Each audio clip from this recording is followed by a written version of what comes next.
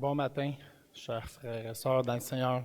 Je suis content d'être là ce matin parmi vous. Merci l'équipe de louanges. Merci à tous ceux qui sont ici. Merci aux invités, à ceux qui nous regardent sur le web. Ce matin, nous arrivons au dernier message sur Habakkuk, le 7e, de nos pourquoi à la confiance en Dieu.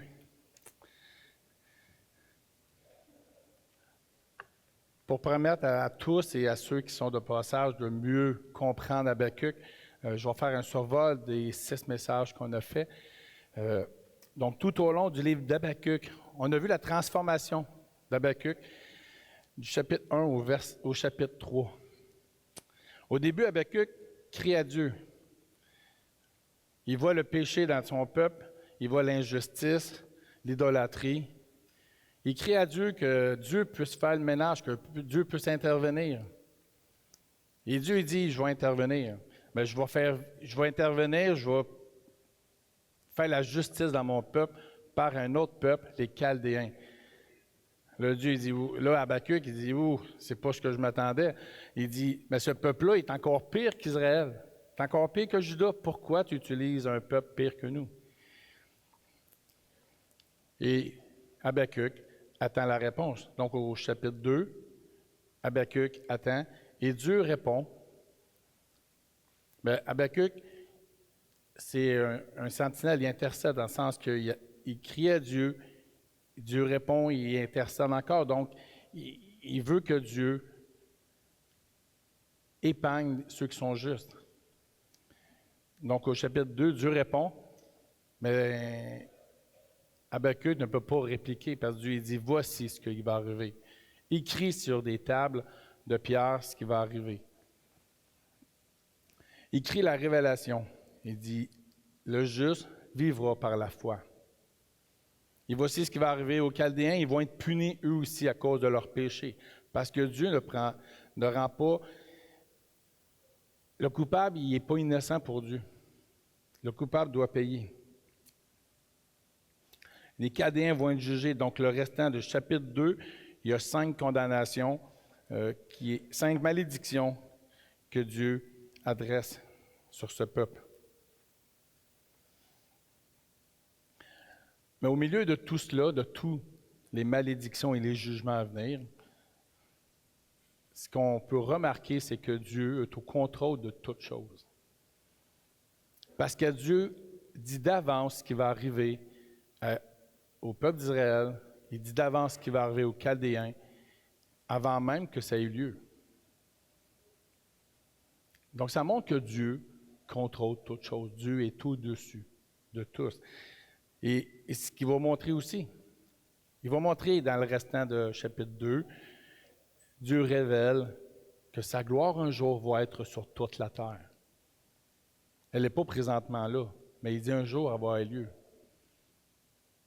Dieu révèle aussi qu'il est dans son temple, dans son saint temple, et que toute l'humanité vont se tenir en silence devant lui.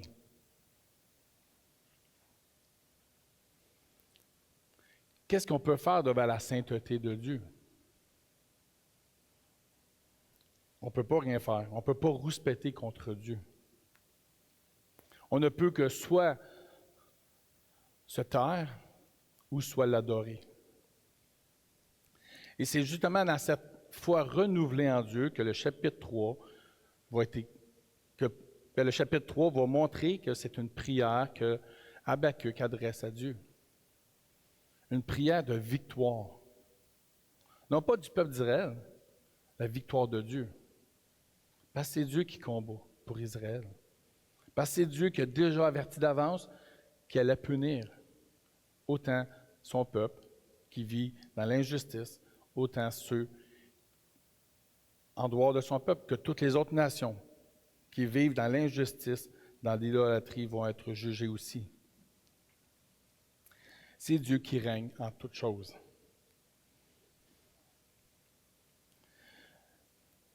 Donc, le chapitre 3, notre frère Pierre Bolduc avait, le 5 octobre dernier, avait fait la première partie avec les 16 premiers versets.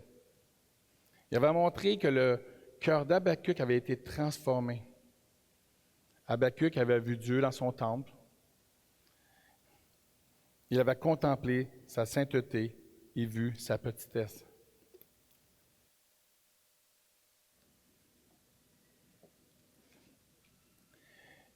Pierre a souligné aussi que Habakkuk, son cœur avait changé. Au début, il rouspétait, il argumentait avec Dieu. Jusqu'à quand? Maintenant, son cœur a changé et au verset 2, il dit « Accomplis ton œuvre dans le cours des années, ô Éternel. » On est loin du rouspétage. Ici, son changement d'attitude va paraître aussi dans les 13 versets qui vont suivre. Donc, il va montrer, il va parler des exploits de Dieu. Tantôt, on a chanté contre les bienfaits de Dieu. Tu verras en adorant combien le nombre en est grand. Donc, c'est ce qu'Habakkuk va faire dans le chapitre 3 jusqu'à 15. Il va soulever les exploits que Dieu a faits. Parce que c'est centré sur Dieu en premier.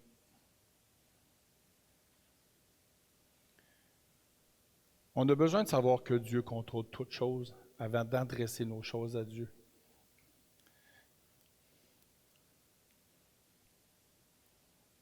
En parlant des exploits de Dieu, Habakkuk va faire soulever que Dieu contrôle encore toutes choses et qu'il a délivré son peuple et qu'il va encore le faire.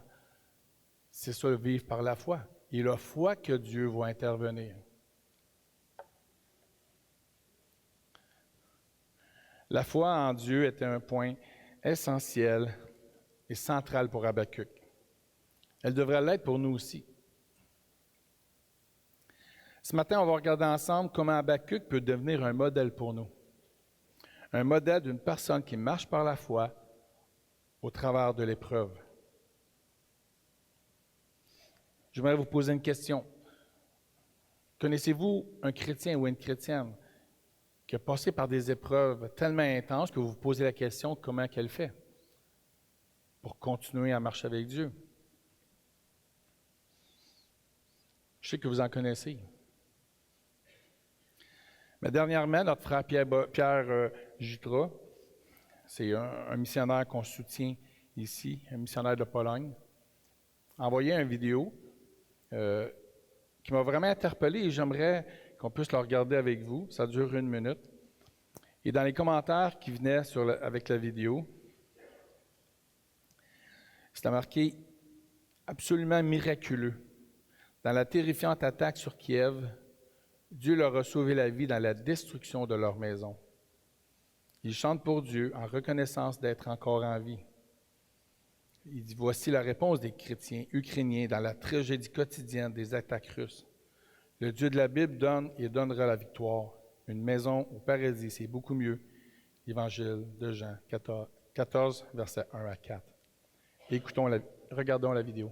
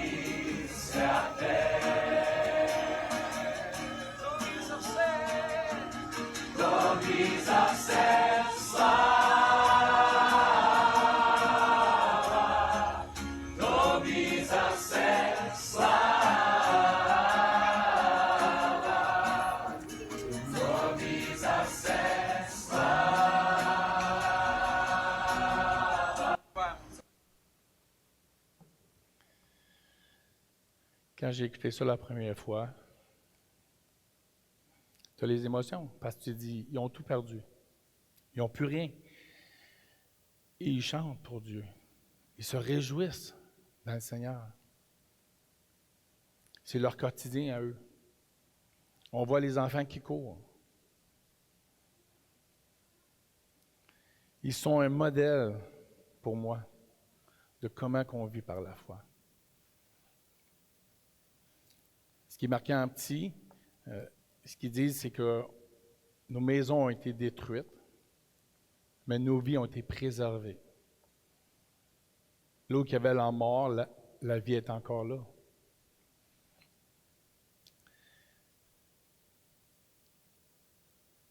Ce matin, on va lire la deuxième partie d'Habakkuk, le verset 16 à 19. Donc,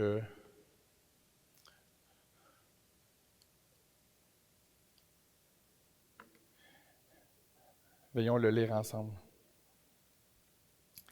J'ai entendu et mes entrailles sont émues. À cette voix, mes lèvres frémissent, mes os se consument et mes genoux chancellent. En silence, je dois attendre le jour de la détresse, le jour où l'oppresseur marchera contre le peuple. Car le figuier ne fleurira pas, la vigne ne produira rien, le fruit de l'olivier manquera, les champs ne donneront pas de nourriture, les brebis disparaîtront du pâturage, il n'y aura plus de bœufs dans les étables.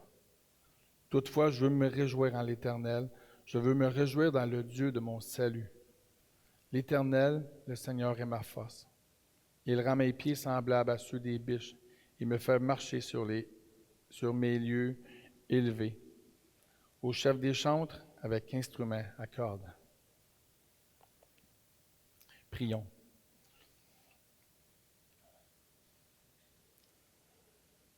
Père Céleste, on veut s'approcher de toi parce que tu es le centre de notre vie. Et on veut te louer, on veut t'adorer. On veut te glorifier dans tout ce qu'on fait. Et quand j'entends mes frères ukrainiens, Seigneur, chanter devant des ruines, ça montre que les choses terrestres ne sont que passagers, ne sont que passagères. Et ce qui dure vraiment, c'est toi. Et Seigneur, ce matin, on veut regarder ta parole, on veut que tu puisses nous toucher, nous interpeller, nous transformer.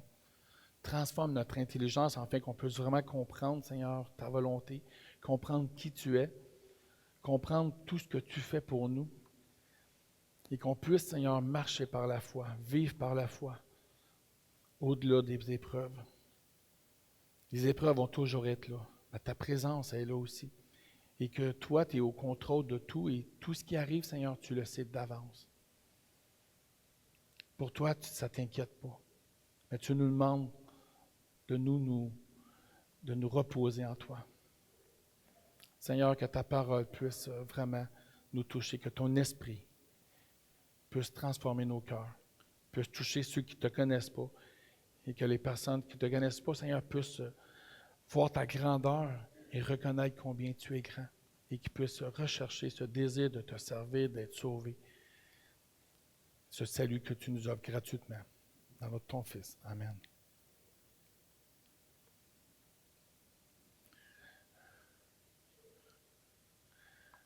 Voici le plan du message. Ah, désolé, je viens de voir que j'ai oublié d'avancer. Donc, le plan.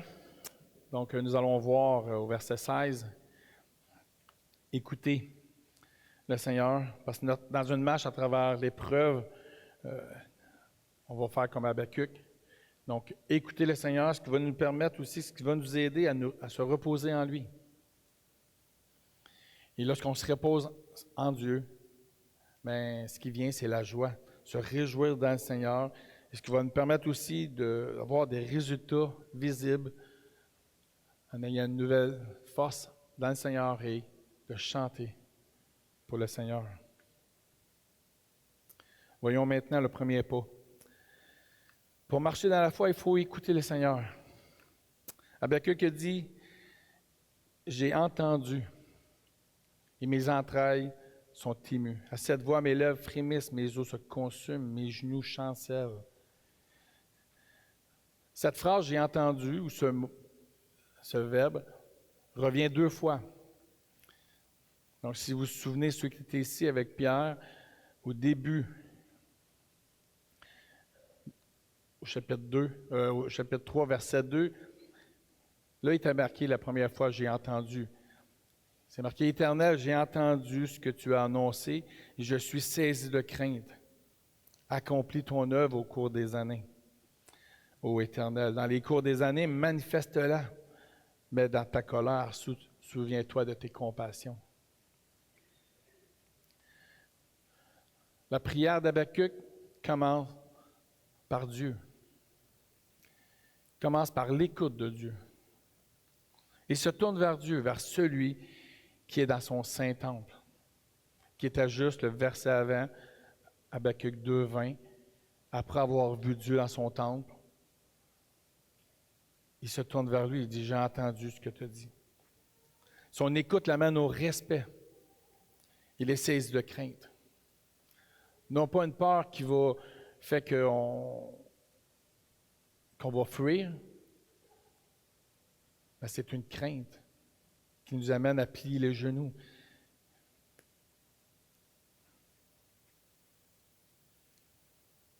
À implorer sa compassion face au jugement qu'il va avoir. Son écoute aussi transforme sa vision de Dieu lui-même parce qu'il dit « Accomplis ton œuvre au cours des années » parce que Dieu est saint, Dieu contrôle tout. Il est juste dans tout ce qu'il fait.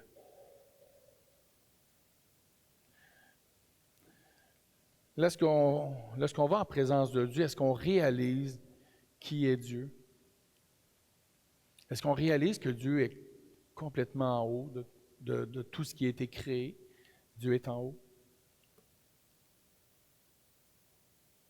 Dieu regarde tout ce qu'il y a ici. Dieu est dans son saint temple et tout ce qu'il fait est juste, bon et parfait.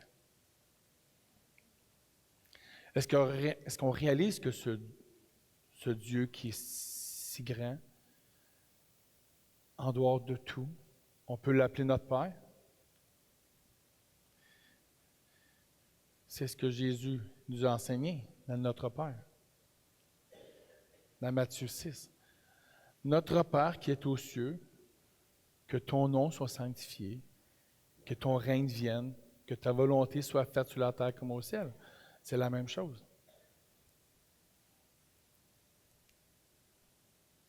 Ce qu'Habakkuk enseigne ici, c'est pas nouveau.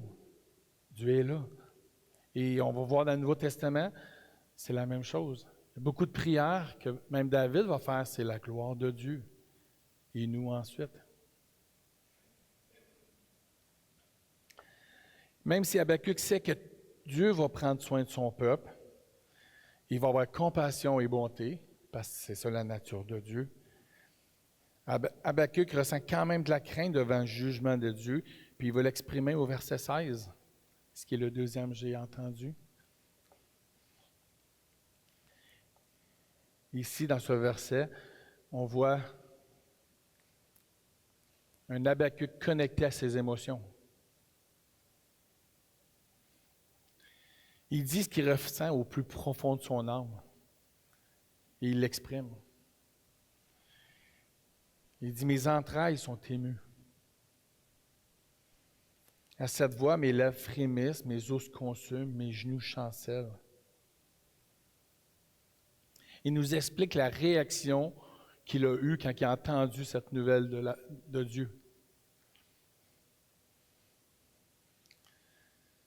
C'est tout un choc, il est sans voix. Tout s'écroule sous lui et en lui.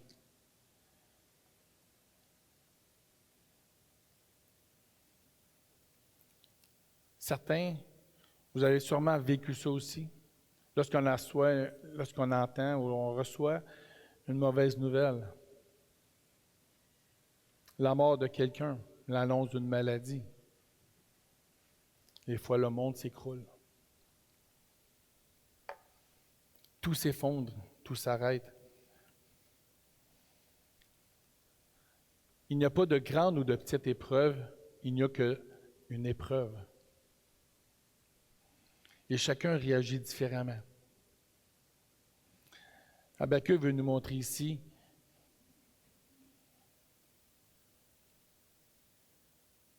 dans l'épreuve qui est là, qu'après nos périodes de pourquoi et de questionnement, on peut aller à Dieu. On peut aller l'écouter.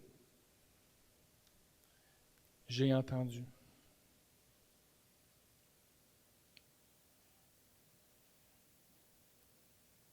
Il y a plusieurs manières d'entendre Dieu, d'écouter Dieu. Ça peut être par lire la parole est la meilleure. Parce que la parole, c'est elle qui parle de Dieu. Dieu nous parle par la parole. Dieu nous parle par des amis. Dieu nous parle par plein de choses. Bien écouter aussi, il faut faire silence autour de nous. C'est dur d'entendre quand il y a plein de bruit. Si tout le monde parlerait ce matin, vous auriez de la misère à m'entendre. Je sais que ce n'est pas facile d'éteindre nos cellulaires, nos TV, nos radios, se mettre à l'écart. On aime le bruit. Mon épouse, la semaine passée, a dit, elle embarque dans mon auto, la radio est souvent allumée. Elle a dit, « T'es pas capable d'être dans le silence? » Non. Parce que ça m'empêche d'entendre les bruits de mon auto, ça c'est d'autres choses. Mais on veut avoir de la distraction. C'est dur pour nous d'être dans le silence. On se sent inconfortable. Posez-nous la question, qui écoutons-nous? Le monde, soi-même ou Dieu? Est-ce que je laisse Dieu me parler ou si je parle tout le temps? Quelle est mon attitude envers Dieu? Dieu, dans 1 Samuel, demande une attitude d'un serviteur. Dans 1 Samuel 3,10, il est marqué « L'Éternel vint et se présenta, et il l'appelait comme les autres fois Samuel, Samuel. Et Samuel répondit « Parle, car ton serviteur écoute. »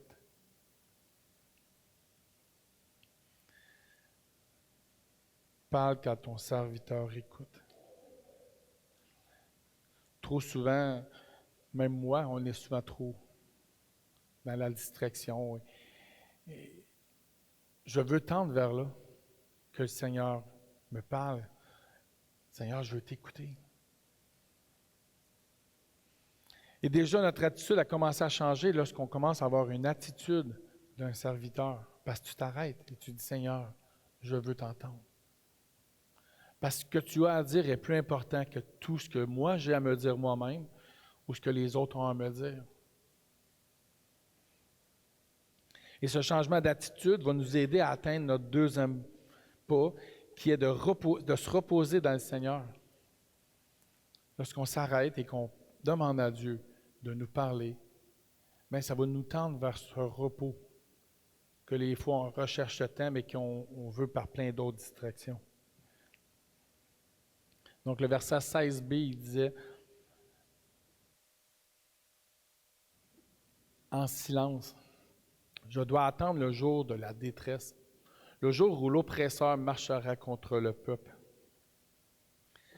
Lorsqu'on lit le mot « en silence », je ne sais pas qu'est-ce que ça vous fait penser en premier, mais souvent on a tendance à avoir un silence complet, ne pas se taire, ne pas parler, ou plutôt un souvenir de bibliothèque à l'école, de garder silence.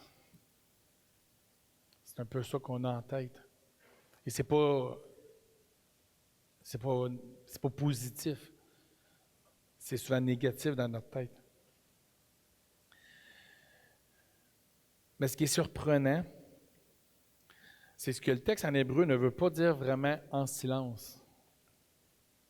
Le mot hébreu qu'on a traduit par en silence veut dire en fait se reposer. Donc, non pas que ça a été mal traduit, c'est qu'on perd la nuance en français. Se reposer veut dire en silence. On se repose en silence. On ne se repose pas en faisant plein de choses. Donc, mais le mot en silence en a une autre connotation pour nous en français. Donc, se reposer, dictionnaire, ce qu'il dit, c'est, dictionnaire Larousse, se reposer sur quelqu'un, lui faire confiance, s'en remettre à lui, s'abandonner à lui. On pourrait mettre le mot foi, que ça correspond à ça. Lorsqu'on a foi en Dieu, ce qu'on fait, on se repose en lui. On lui fait confiance, on s'en remet à lui, on s'abandonne. Donc, se reposer en silence veut dire avoir la foi. Donc, si je reprends la phrase et que je remplace le mot en silence par le mot se reposer et les mots qui étaient là, voici ce que ça donnerait. Ça a une autre connotation. C'est pas juste dire que j'attends en silence, sans rien dire, en bougonnant, en rouspétant, je suis pas content. Non. C'est que j'attends en silence, en ayant foi, en me reposant sur Dieu, j'attends le jour de la détresse. En lui faisant confiance, j'attends le jour de la détresse. Je m'en remets à lui et j'attends le jour de la détresse. Je m'abandonne à lui et j'attends le jour de la détresse où l'oppresseur marchera contre moi.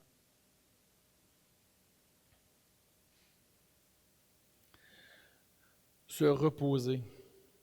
Ceux qui étaient là la semaine passée, notre pasteur invité, Normand Charret, a parlé de ça. Se reposer en Jésus.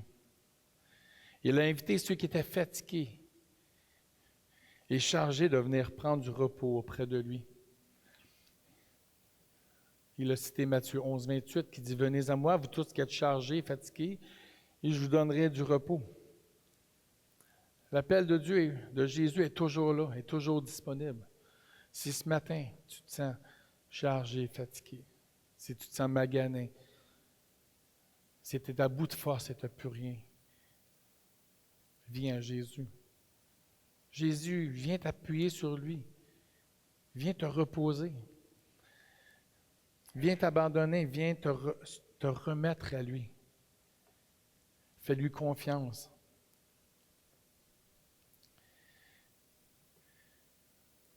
Donc ici, c'est la même chose avec Habakkuk. Se reposer en Dieu, c'est vivre par la foi, c'est marcher par la foi. C'est faire confiance. Une photo que beaucoup de mamans, ou de situations que beaucoup de mamans n'aiment pas beaucoup quand les papas font ça. On lance les enfants dans les airs et on s'amuse. Autant l'enfant que nous. Là. Et l'enfant, pensez-vous qu'il a peur, qu'il a craint? Il craint. Est-ce qu'il a peur? Non. Sinon, il ne dirait pas encore et encore. Et pourquoi il a confiance? Il n'a pas confiance à la situation. Il n'a aucun contrôle, l'enfant. Il a confiance au papa qui va le recevoir en bas. Donc l'enfant, on dirait, plus tu le lances haut, plus ils sont comme déboussolés. Mais il sait que son père va le rattraper.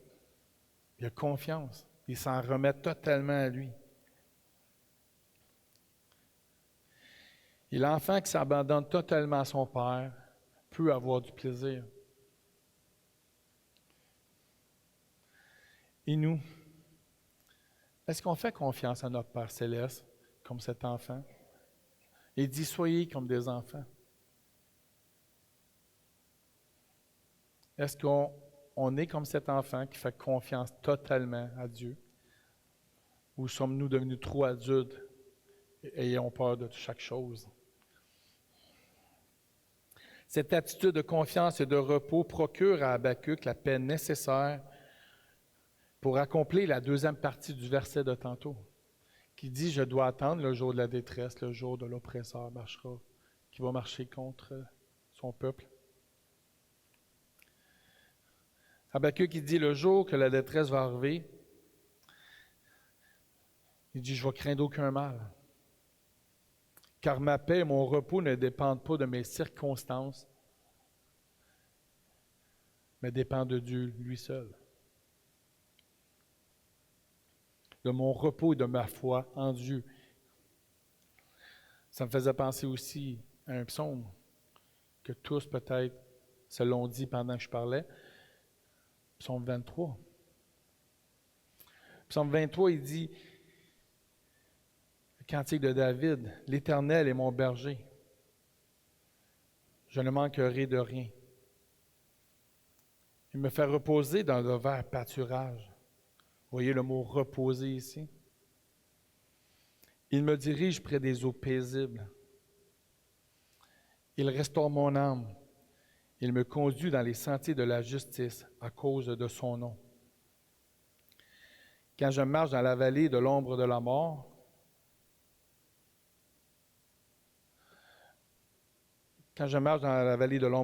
je ne crains aucun mal, car tu es avec moi. Ta houlette et ton bâton me rassurent. Ce n'est pas toutes les choses autour qui le rassurent. C'est la houlette et le bâton du berger. Tu dresses devant moi une table, en face de mes adversaires, en face de mes ennemis. Tu mets une table entre eux et moi. Tu oins d'huile ma tête et ma coupe déborde.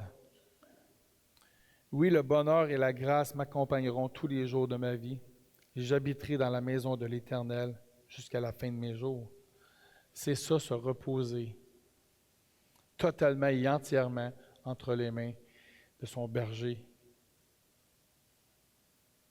qui est pour nous, Jésus représente ça aussi. Nous, on se repose en lui. C'est ce qui est marqué ici au verset 2.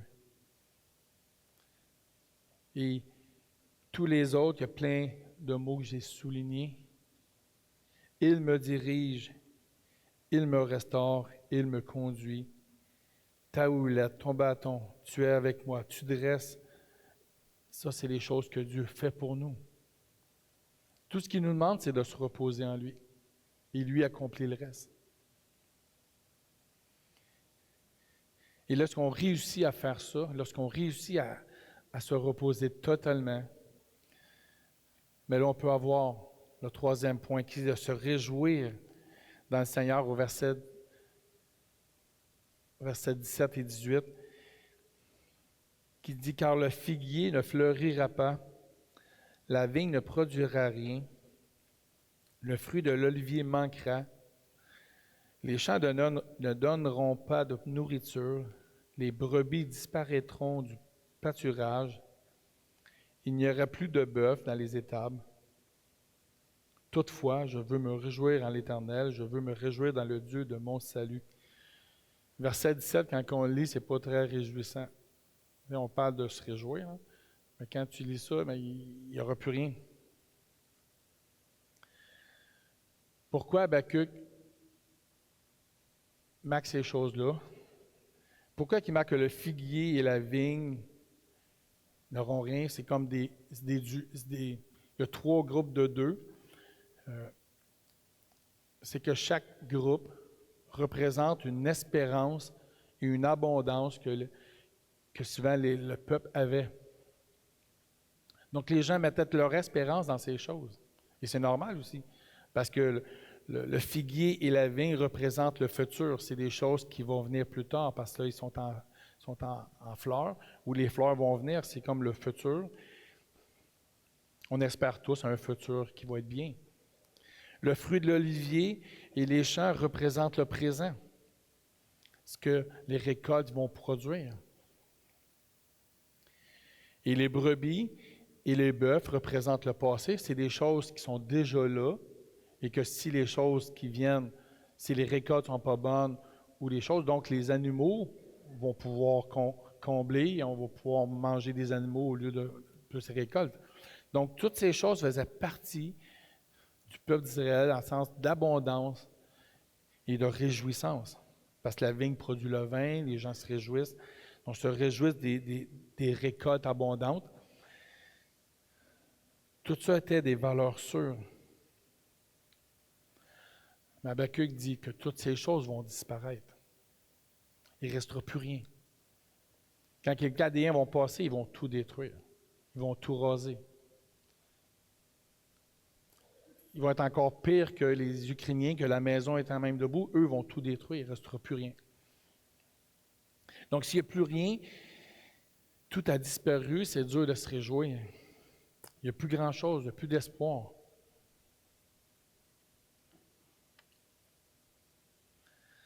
S'il n'y a rien qui pousse, s'il n'y a plus de bétail. Donc, c'est la famine. La famine est assurée. La famine va venir. La maladie va venir. La mort aussi va être là. Habakkuk est conscient de ces choses.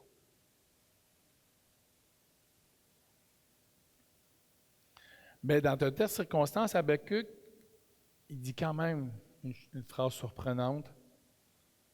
Toutefois, au verset 18, je veux me réjouir en l'Éternel. Je veux me réjouir dans le Dieu de mon salut. Toutefois veut dire quoi? Malgré cela. Malgré tout ce qui a été dit au verset 17. Il dit, je veux me réjouir. Malgré qu'on a perdu tout, en quoi mettre notre espérance, je veux me réjouir parce que mon espérance est en quoi? Habakkuk qui dit que son espérance est dans le Dieu, est en l'Éternel, le Dieu de son salut. Il veut se réjouir dans quelque chose qui est durable en Dieu, qui lui ne change pas. Il est là, il nous accompagne.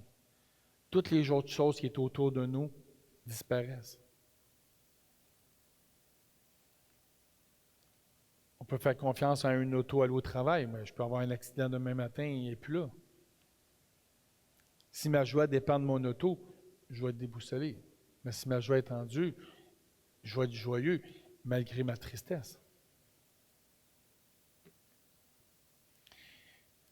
Et quand Habakkuk il dit, il veut se réjouir dans le Dieu de son salut, mais pour lui, le fait que nous, on prend juste ces versets-là, mais c'est un rappel des 15 versets qu'il venait de dire. C'est un clin d'œil à tout ce qu'il venait de dire. Il venait de parler de Dieu et des choses que Dieu a accomplies, de ce que Dieu fait, comment Dieu est fidèle. Et ensuite, il parle des choses, comment lui se sent. Il dit, je veux me réjouir dans le Dieu de mon salut. S'il a fait ça dans le passé avec Israël, avec son peuple, il va le faire aussi encore avec son peuple et avec lui. Je veux me réjouir en l'Éternel dans le Dieu de mon salut.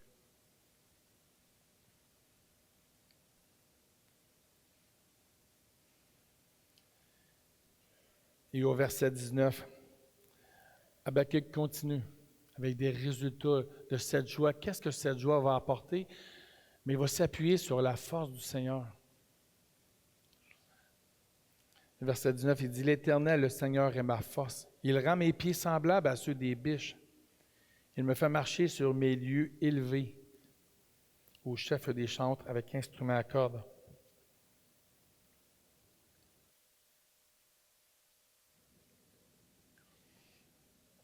Donc Habakkuk, en se réjouissant au milieu des circonstances, du verset 17, qu'il n'y a tout rien, tout perdu, qu'il n'y a plus rien. Il trouve la force de continuer. Et cette force n'est pas en lui parce qu'il n'y a plus rien. Quand autour de toi, il n'y a que désolation, quand il n'y a pas d'avenir, plus de passé et ton présent à chaque jour incertain, mais ta force ne peut venir que de Dieu.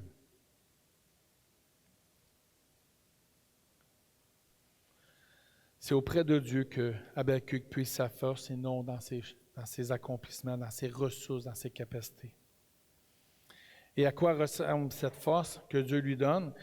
Mais il donne une image. Il dit, il rend mes pieds semblables à ceux des biches. Il me fait marcher sur les lieux, mes lieux élevés. Ici, on voit que les animaux sont sur une montagne. Ils grimpent les montagnes. À cet endroit-là, il n'y a pas d'ennemis. Ils sont à l'abri, sont protégés. Ils ont des pieds quand même spéciaux. Quand ils marchent, ils se promènent là-dessus. Eux. C'est presque à 90 degrés. Habakkuk, il dit, Dieu me donne des pieds comme ça que je puisse monter, être à l'abri, être proche de Dieu.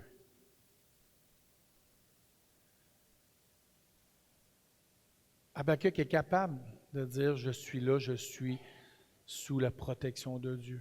Je peux m'élever, mon âme peut s'élever à Dieu. Parce que c'est Dieu qui me donne la force de le faire.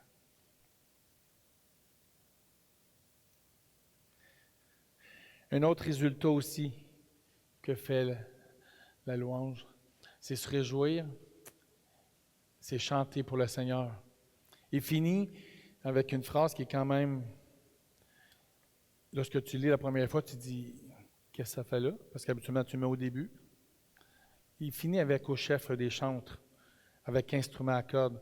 Certains disent que Habakkuk était lui-même, faisait partie lui-même de ce groupe de chantres. Mais il n'y a rien de clair.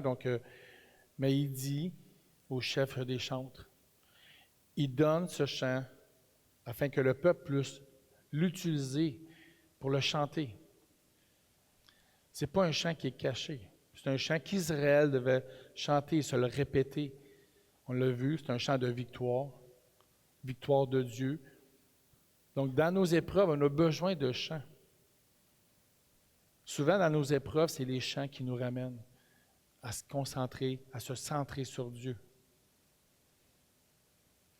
Et ici, Habakkuk, dans son chant, il dit, je le destine, qu'il soit destiné à ça, qu'on se rappelle qui est Dieu, ce qu'il a fait, qu'on ne puisse pas l'oublier, que Dieu est au centre, que Dieu prend soin de nous, que Dieu nous dirige.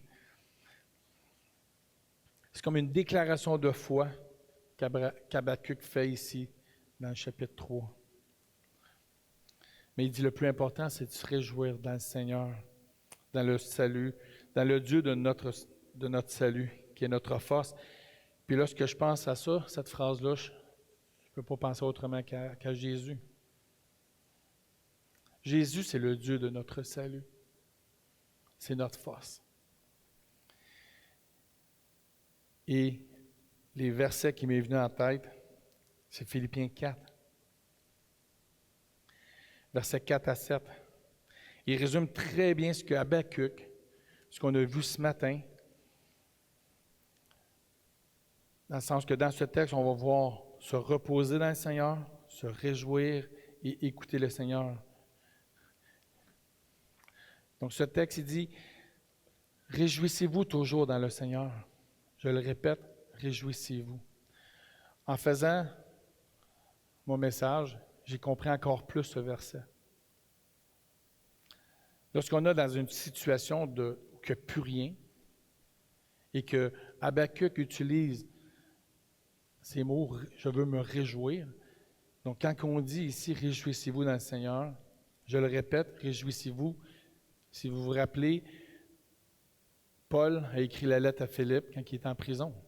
Il était sous les épreuves et les Philippiens étaient aussi persécutés. Que votre douceur soit connue de tous les hommes, le Seigneur est proche.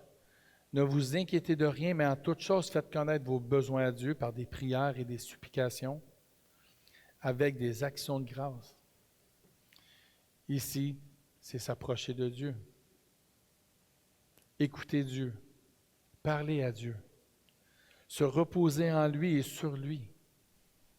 C'est ça que Dieu nous demande.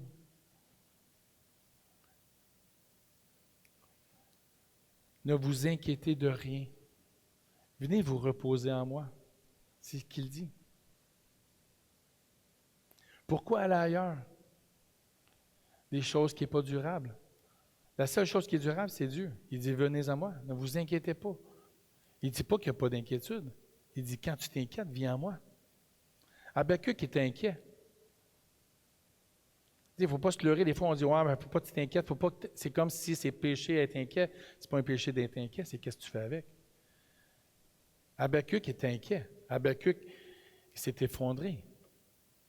Bien, il s'est tourné vers Dieu. Dans nos épreuves, tournons-nous vers Dieu. Surtout qu'il nous invite à le faire. On l'a vu tantôt dans Matthieu, Jésus dit, « Venez à moi, vous tous qui êtes chargés et fatigués. Je vais vous donner le repos. » Ici, c'est allez à lui. Faites connaître vos besoins à Dieu par des prières, supplications et avec action de grâce. Action de grâce, c'est des réjouissances, c'est se rappeler qui il est, comme a fait Habakkuk. Et la paix de Dieu qui surpasse toute intelligence gardera vos cœurs et vos pensées en Jésus-Christ. La paix de Dieu, lorsqu'on se repose en lui, il nous donne sa paix, puis cette paix fait qu'on peut s'être gardé. On est comme protégé, on est comme sous ses ailes, on est comme sous cette montagne, on est gardé en Jésus-Christ. C'est notre berger qui prend soin de nous dans le psaume 23. C'est cela, vivre et marcher par la foi, qu'Habakkuk a voulu nous enseigner et qui était notre modèle. C'est la fin d'Habakkuk. C'est la fin du livre d'Habakkuk. Et je crois que plusieurs d'entre nous ont été surpris par le contenu d'Habakkuk. Moi, le premier, si vous m'auriez dit en une phrase, c'est quoi Habakkuk? J'aurais dit juste quelqu'un au éternel. Certains vont dire, ah, mais c'est le juste vivra par la foi.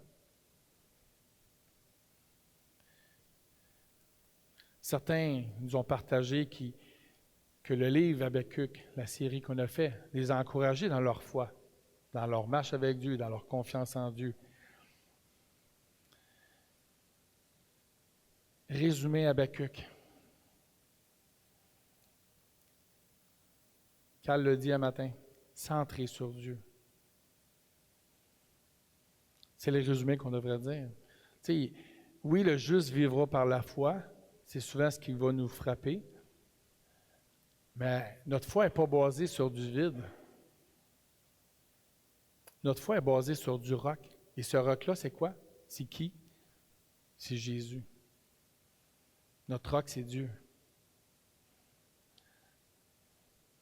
Le roc, pour Habakkuk, c'était l'Éternel dans son Saint-Temple. Lorsque tu réalises que Dieu est au-dessus de tout ce qui se passe sur la terre, au-dessus de toutes les guerres, au-dessus de toutes les lois provinciales qui peuvent être mises, prenez-la, l'Église.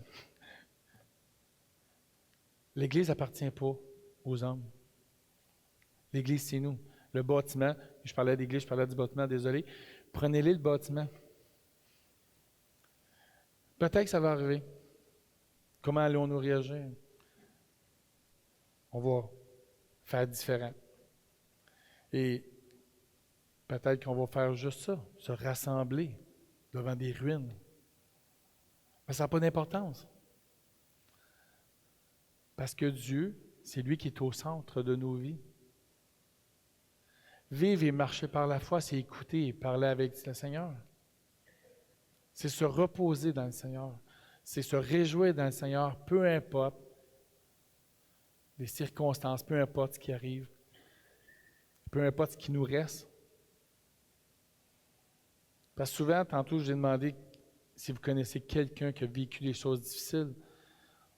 Mais souvent, ce qui nous frappe, c'est que même la personne sur son lit de mort, tout ce qui reste, c'est ça. Elle n'a plus rien. Mais tout ce qui reste, c'est qu'elle se repose sur Jésus-Christ, elle se réjouit que son Sauveur est là et qu'elle va aller le rejoindre. Merci Seigneur. Et Habakkuk, c'est un livre que vous devriez relire et relire pour nous recentrer sur l'essentiel, Christ, que Dieu est dans son temple. Je reviens souvent là-dessus, parce que c'est qu'est-ce qui m'a vraiment fait réaliser beaucoup de choses.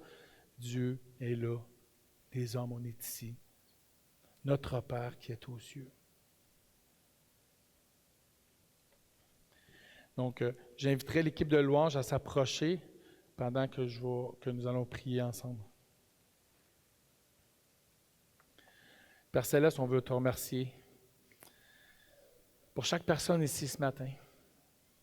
Chaque personne, Seigneur, que tu nous as rassemblés ici ce matin à entendre ta parole. C'est pas un hasard, Seigneur, qu'on est ici. C'est pas un hasard que les gens nous écoutent sur le web. Seigneur, tu veux parler à nos cœurs, tu veux toucher à nos cœurs, tu veux nous prendre conscience que toute chose ici sur terre va disparaître un jour et que nous allons te rencontrer un jour. Nous allons être en ta présence. Et Seigneur, sur quoi est basée notre foi? Est-ce qu'elle est basée sur toi ou elle est basée sur les choses de ce monde qui ne résisteront pas? Et Seigneur, dans ce jugement un jour que tu auras au ciel, mais ceux qui auront reconnu ton Fils comme Sauveur et Seigneur vont être avec toi pour l'éternité. Et ceux qui n'auront refusé, Seigneur, seront loin de toi, eux aussi pour l'éternité. Seigneur, que tu puisses par ton esprit toucher ceux qui ont entendu ta parole, que ceux qui ne te connaissent pas, Seigneur, puissent se tourner vers toi, que tu puisses leur faire réaliser combien ton amour est grand, combien ta grâce, elle est puissante pour sauver ceux qui ne te connaissent pas. Qu'on puisse tous, Seigneur, t'adorer, te louer. Et Seigneur, merci encore pour ta parole qui, elle, nous instruit, nous transforme. Et merci pour tout ce que tu fais pour nous. Nous voulons tout faire pour ta gloire, dans notre ton Fils. Amen.